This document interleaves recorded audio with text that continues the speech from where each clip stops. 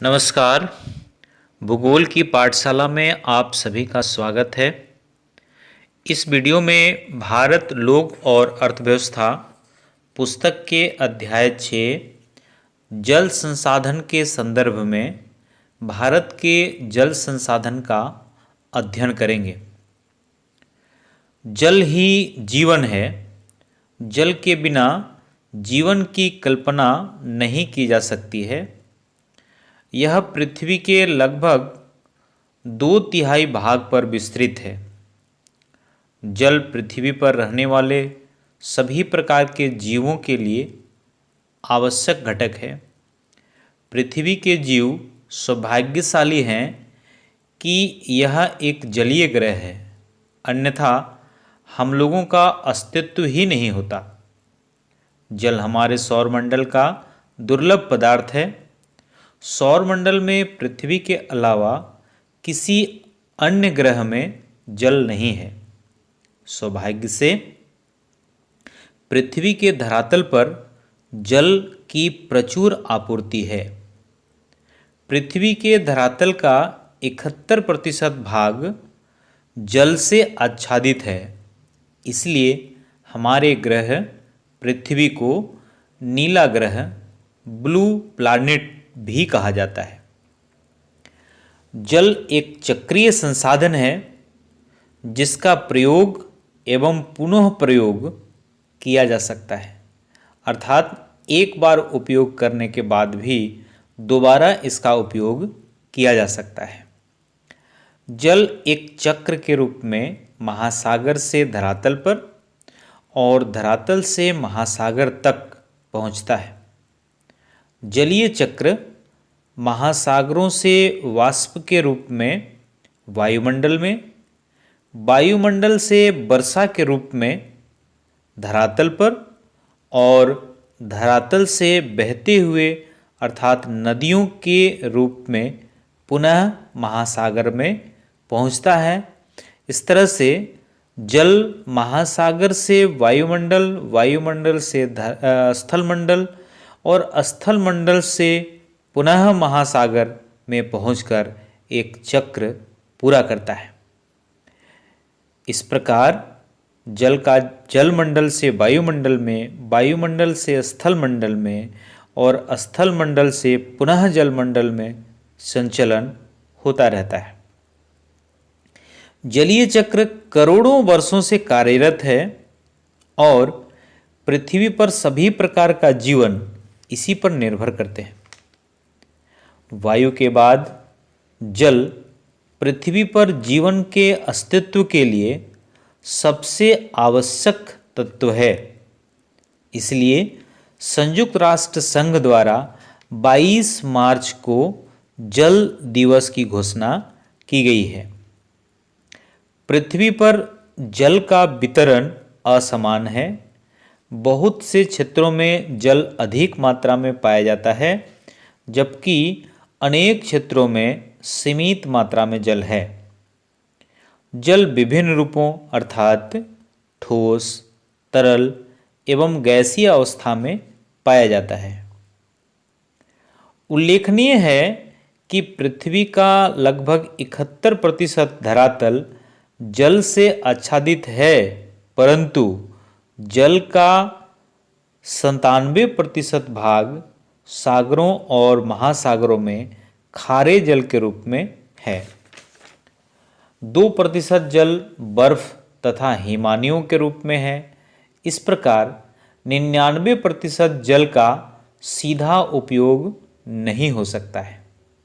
बाकी बचे 1% अलवणीय जल का 0.6% जल भूमिगत जल के रूप में मौजूद है, अर्थात 0.6% शुद्ध जल जमीन के अंदर, भूमिगत जल उसको कहते हैं जो भूमि के नीचे है, भूमि के अंदर है। वास्तव में अलवणीय जल का अर्थात स्वच्छ जल का बहुत छोटा भाग ही जो नदियों, झीलों तथा भूमिगत जल के रूप में पाई जाती है, मानव उपयोग के लिए उपलब्ध है। अलवणीय जल की उपलब्धता स्थान और समय के अनुसार भिन्न भिन्न है। जल का अभाव संभवतः इसकी बढ़ती हुई मांग, अति उपयोग तथा प्रदूषण के कारण घटती आपूर्ति के आधार पर सबसे बड़ी चुनौती है। विकास सुनिश्चित करने के लिए जल का मूल्यांकन, उसका कार्यक्षम उपयोग और संरक्षण आवश्यक हो गए हैं। इस अध्याय में हम भारत में जल संसाधनों, इसके भौगोलिक वितरण, क्षेत्रीय उपयोग और इसके संरक्षण और प्रबंधन की विधियों का अध्ययन करेंगे। भारत के जल संसाधन। भारत में विश्व के धरातलीय क्षेत्र का लगभग 2.45%, जल संसाधनों का 4% और जनसंख्या का लगभग 16% भाग पाया जाता है। अर्थात भारत के पास विश्व के भूभाग का केवल 2%, जल संसाधन का केवल 4%, जबकि जनसंख्या का 16% से अधिक भाग पाया जाता है। स्पष्ट है कि भूमि एवं जल संसाधनों पर जनसंख्या का अत्यधिक दबाव है। देश में एक वर्ष में बरसन से प्राप्त कुल जल की मात्रा लगभग 4000 घन किलोमीटर है। धरातलीय जल जैसे नदी, तालाब और पुनः पूर्ति योग्य भूमिगत जल जो धरातल के नीचे का जल है 1869 घन किलोमीटर जल उपलब्ध है। इसमें से केवल 60% जल का लाभदायक उपयोग किया जा सकता है। इस प्रकार देश में कुल उपयोगी जल संसाधन 1122 घन किलोमीटर है। भारत में जल संसाधनों को 2 भागों में विभाजित किया जाता है। पहला धरातलीय जल संसाधन और दूसरा भूमिगत जल संसाधन, ग्राउंड वाटर रिसोर्स और अंडरग्राउंड वाटर रिसोर्स। पहला धरातलीय जल संसाधन, ग्राउंड वाटर रिसोर्स। धरातलीय जल के 4 मुख्य स्रोत हैं: नदियाँ, झीलें, तलैया और तालाब।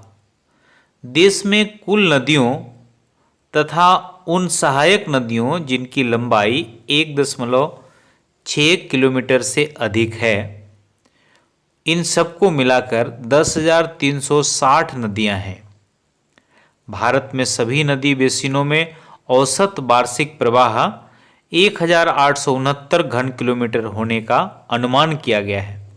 फिर भी स्थलाकृतिक, जलीय और अन्य दबावों के कारण प्राप्त धरातलीय जल का केवल 690 घन किलोमीटर अर्थात 32% जल का ही उपयोग किया जा सकता है।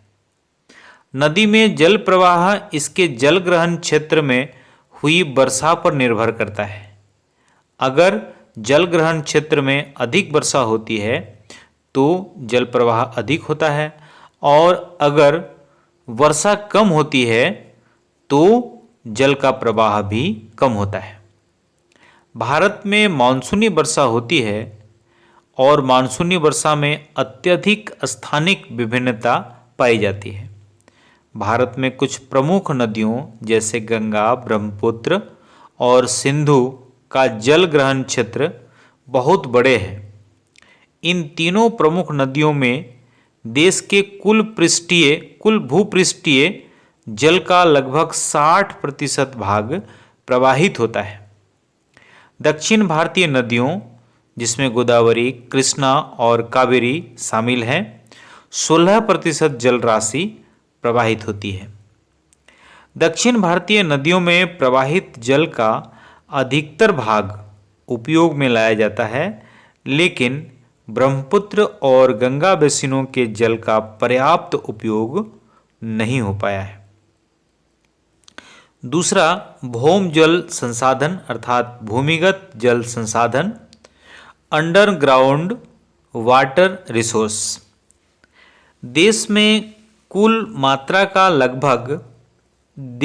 वर्षा की कुल मात्रा का लगभग 690 घन किलोमीटर जल भूमि में रिसता है, जिसमें से लगभग 432 घन किलोमीटर मिट्टी की ऊपरी सतह तक पहुंचता है तथा पुनः पूर्ति योग्य भूमिगत जल संसाधन है।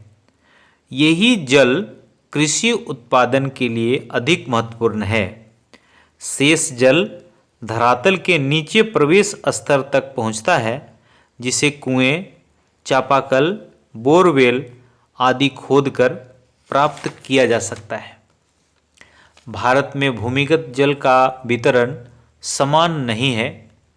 उत्तरी मैदानी भाग तथा दक्षिण भारत में नदियों के डेल्टाई क्षेत्रों में, जहां कांप मिट्टी के निक्षेप हैं, भूमिगत जल के स्रोत उपलब्ध हैं।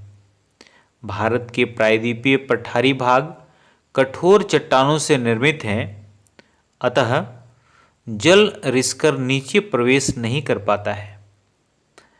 इसलिए यहाँ भूमिगत जल की कमी होती है। पंजाब, हरियाणा, राजस्थान और तमिलनाडु राज्यों में भूमिगत जल का उपयोग बहुत अधिक है, परंतु कुछ राज्यों जैसे छत्तीसगढ़, ओडिशा, केरल आदि अपने भूमिगत जल क्षमता का बहुत कम उपयोग करते हैं।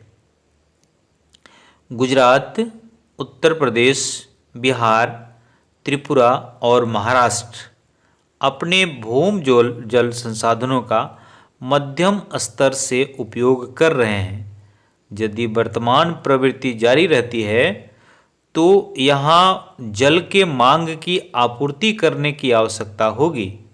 ऐसी स्थिति विकास के लिए हानिकारक होगी और सामाजिक उथल-पुथल और विघटन का कारण हो सकती है।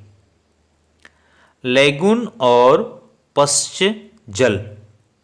भारत की समुद्र तट रेखा विशाल है और कुछ राज्यों में समुद्र तट बहुत दंतुरित है। दंतुरित का अर्थ है दांत के आकार का, कहीं दांत बाहर निकला हुआ है, कहीं अंदर घुसा हुआ है, इस तरह से।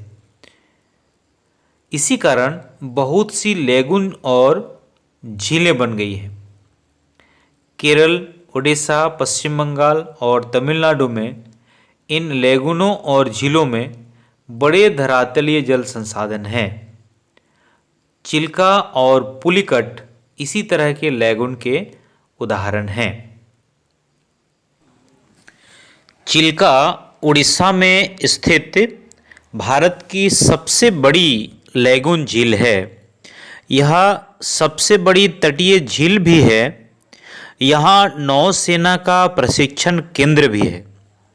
पुलिकट आंध्र प्रदेश और तमिलनाडु राज्य में स्थित है। वेम्बनाड केरल, कोलेरू आंध्र प्रदेश प्रमुख लैगून झील हैं। यद्यपि सामान्यतः इन जलाशयों में खारा जल है, इसका उपयोग मछली पालन और चावल की कुछ निश्चित किस्मों, नारियल आदि की सिंचाई में किया जाता है। खारे जल का उपयोग पेयजल के रूप में अर्थात पीने के लिए नहीं किया जा सकता। धन्यवाद। इस वीडियो को 12वीं कक्षा के भूगोल के विद्यार्थियों के लिए अवश्य शेयर करेंगे।